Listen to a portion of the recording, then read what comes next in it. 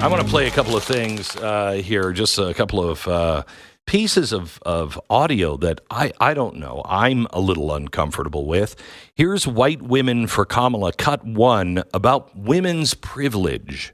White women. I mean, here we are. I have to admit, when I was writing stuff down, I was like, Karens for Kamala? I don't know.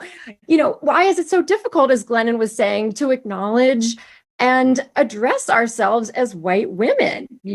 But here we are, and I am so proud for all of us to be together as women, as white women. We are the ones that have the privilege, of course, and we too have had to fight and continue to fight for our equality, our selfhood, our freedom. But we have whatever privileges our white male counterparts have had the mercy and good sense to bestow on us. And then whatever else of it we have managed to take for ourselves, often being led by, as many have said earlier tonight, the leadership of our sisters of color who have fought and continue to fight for their righteous place on God's green earth. Yeah. Yeah, so white women have the privilege. They're now apparently the ruling class, I think. I think that's what she was saying.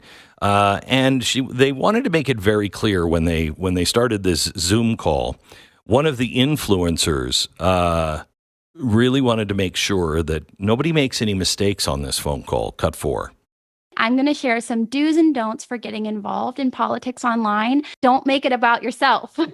As white women, we need to use our privilege to make positive changes. If you find yourself talking over or speaking for BIPOC individuals, or God forbid, correcting them, just take a beat. And instead, we can put our listening ears on. So do learn from and amplify the voices of those who have been historically marginalized, and use the privilege you have in order to push for systemic change. As white people, we have a lot to learn and unlearn.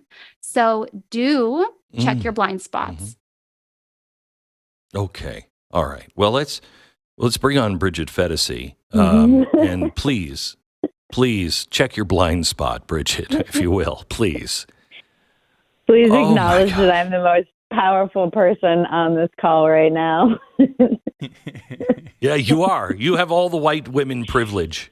And you really are going to be the one that turns this whole thing around, you white women.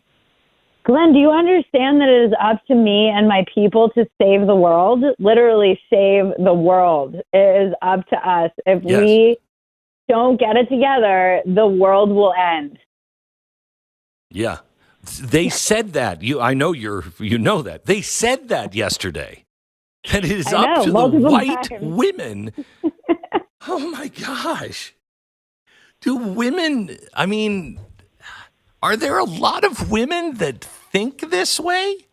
That are like fine with, you know what, I have so much to learn and so little to say and so much to unlearn. But I'm the most powerful person here. What are you talking about? Oh my gosh. It's such a weird, humble brag in a strange way. It's like at the same time you're saying you are, I was saying this yesterday to you actually, and talking to my friends about this. You have to have the world view. You have to start with the premise that it is actually white supremacy. You have to believe you are better than everyone else, and that it is up to you to lift up all of these people, these poor people who can't help themselves, and speak to everybody like they're toddlers. We need to put our listening ears on and talk. Oh my gosh. It's insanity, but I do think it's a way for people. I mean, what is more important than saving the world while also somehow humbling yourself and recognizing your privilege? It's still all ego. It's so gross. It's so gross. Is this about this popular? Is this going to work, Bridget?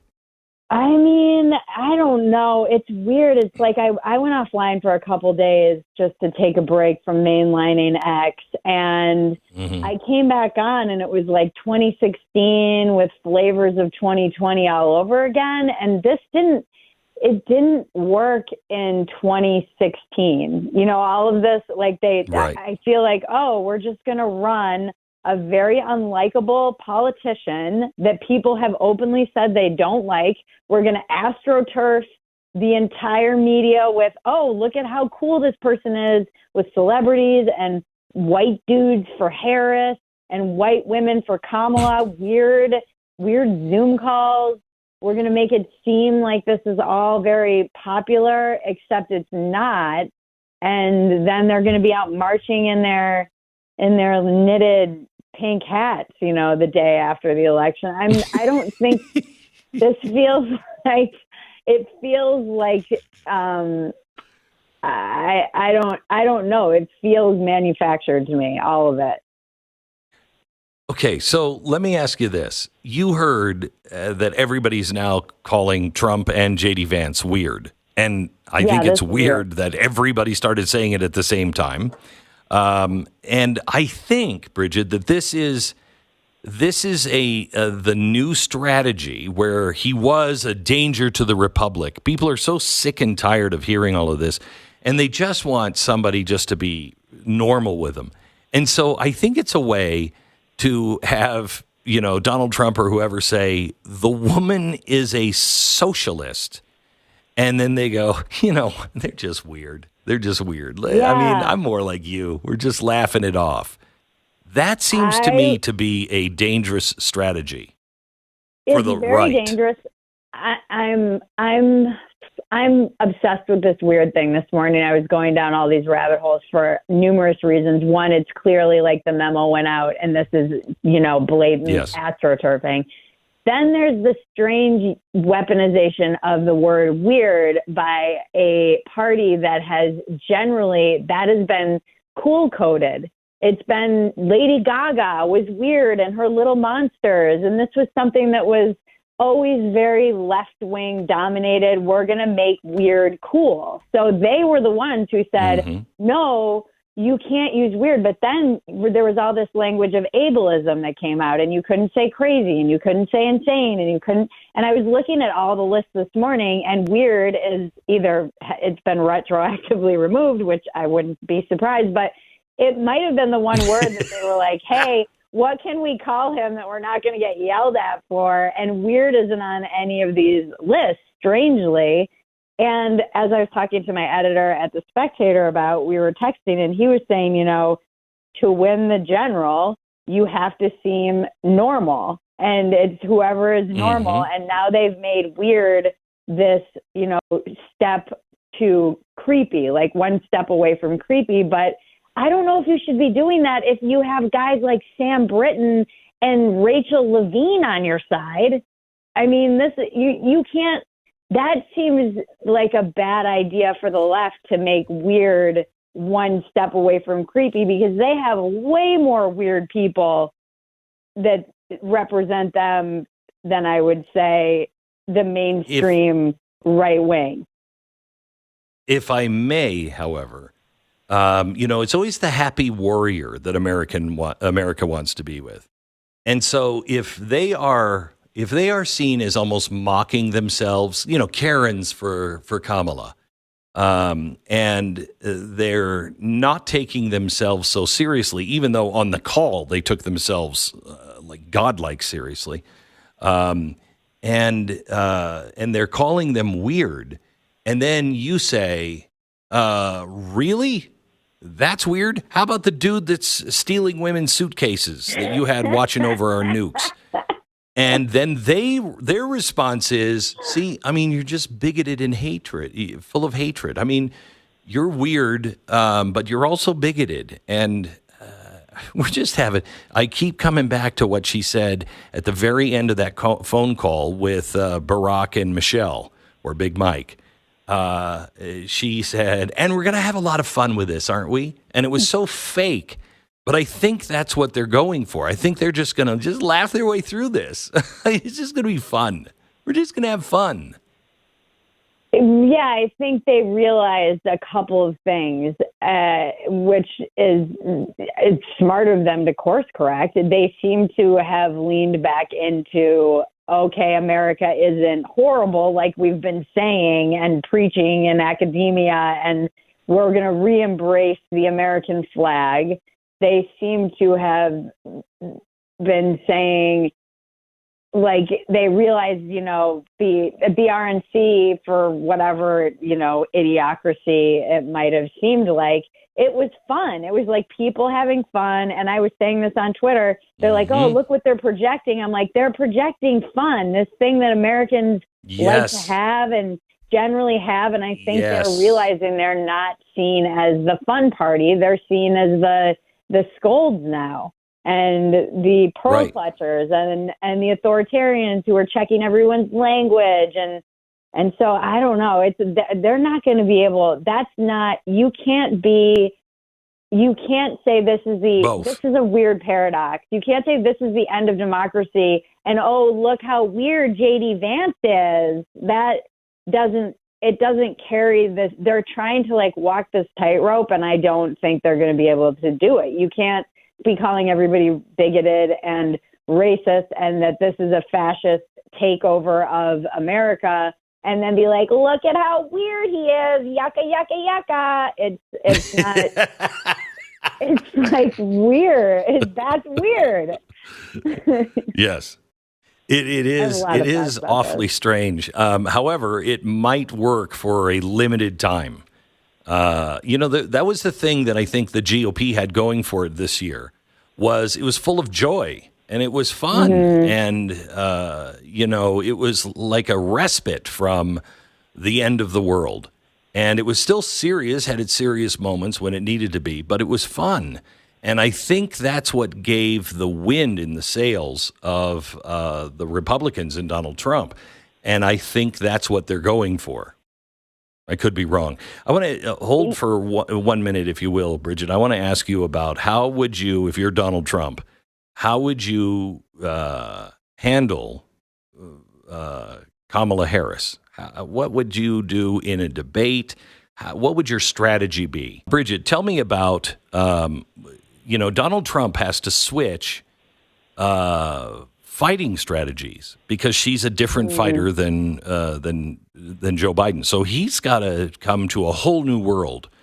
What would your approach be or recommendation on debating her and taking her on? Gosh, I'm not, you know, some brilliant advisor to the people, but but you're a white woman, and so you have all the power in the world. Well, I'm obviously the most knowledgeable person on this call, as we mentioned. I just want everyone to put their listening ears on Donald Trump and catch a bubble. Maybe he should talk to her like she's a toddler. I don't know. I think, you know, they get away with not having to focus a lot on that she's basically now saying, oh, I lied about everything I said in 2020.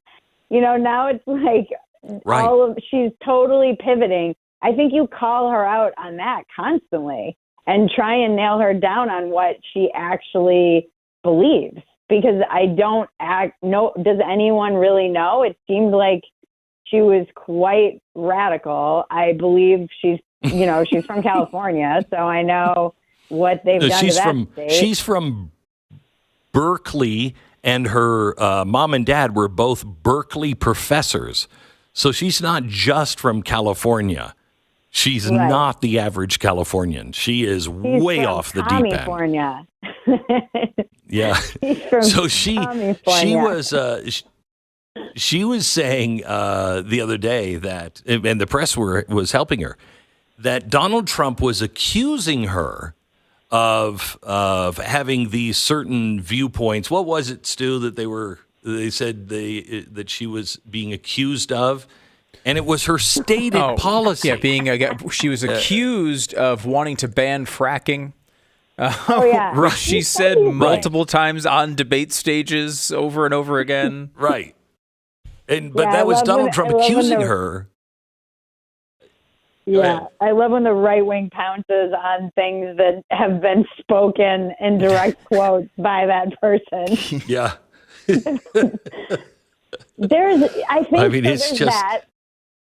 I also think the right wing needs to stay away from the commentary, the commentators, the childless thing. There's a lot of women who wanted to have kids who couldn't. I think there are a lot of independent women who have been pushed. There's literally men boxing women right now. Mm-hmm. Men boxing women, and you're calling other people weird, people who support this? Like, focus on the erosion of women's rights on the left in policy. It's not just I think you have to stay away from all that childless stuff. That's not good. That's not helpful. It turns people off. It turns people away. He's got to pivot. He's got to kind of distance himself from that. I actually think he was really smart in even if a lot of the right wing doesn't agree, and being a little bit more moderate on abortion. Like, he was kind of doing the right thing to win a general election. And now he's going to have to step it up. But I really think all you have to do is just keep forcing her to reiterate what she believes. Well, she believes in Venn diagrams, and she likes yellow school buses, but who doesn't? Bridget Phetasy, thank you so much. Host of Walk-Ins Welcome. You can find her podcast every day. Bridget Phetasy, thank you so much. Bridget, I appreciate it. Thank you for having me. Bye. God bless. Bye-bye.